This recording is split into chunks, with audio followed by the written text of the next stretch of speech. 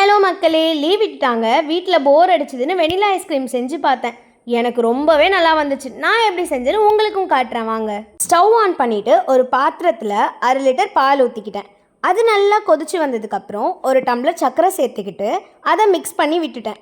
ஒரு 3 ஸ்பூன் கார்ன்ஃப்ளவரில் கொஞ்சமாக தண்ணி ஊற்றி கலந்து அதை பாலோடு ஆட் பண்ணிக்கணும். நல்லா மிக்ஸ் பண்ணிகிட்டே இருந்தால் கொஞ்ச நேரம் அப்புறம் திக்காக வந்துடும். இது கூடவே வெனிலா எசன்ஸ் ஒரு ஸ்பூன் சேர்த்துக்கிட்டு அப்படியே மிக்ஸ் பண்ணிவிடுங்க. கொஞ்சம் பாதாம் முந்திரி எடுத்து ஊற வச்சு எடுத்துக்கிட்டேன். இப்போது அதை மிக்சியில் அரைச்சி பால் கூடவே சேர்த்துக்கணும். அவ்வளோதான். இப்போ நல்லா திக்காக வந்ததும் எடுத்து நல்லா ஆற வச்சுக்கணும். அப்புறம் ஒரு கண்டெய்னரில் ஊற்றி 8 hours ஃப்ரீஸ் பண்ணிக்கணும். இப்போது ஓரளவுக்கு ஐஸ் ஆகி இருக்கும். அதை மிக்சியில் போட்டு அரைச்சி அதே கண்டெய்னரில் ஊற்றி ஃப்ரீஸில் வச்சிடணும். அடுத்த நாள் அந்த கண்டெய்னரை எடுத்து பார்த்தா ஐஸ்கிரீம் ரெடி. அதை கட் பண்ணிவிட்டு எடுத்துகிட்டு அது மேலே பாதாம் பிஸ்தா ஆட் பண்ணிக்கிட்டேன். அதை டேஸ்ட் பண்ணி பார்த்தா வெளியே வாங்குகிற ஐஸை விட செம்மையாக இருந்துச்சுங்க. வீட்டில் இருக்கிற எல்லாருமே டேஸ்ட் பண்ணாங்க. செம்மையாக இருக்குன்னு சொல்லிட்டாங்க.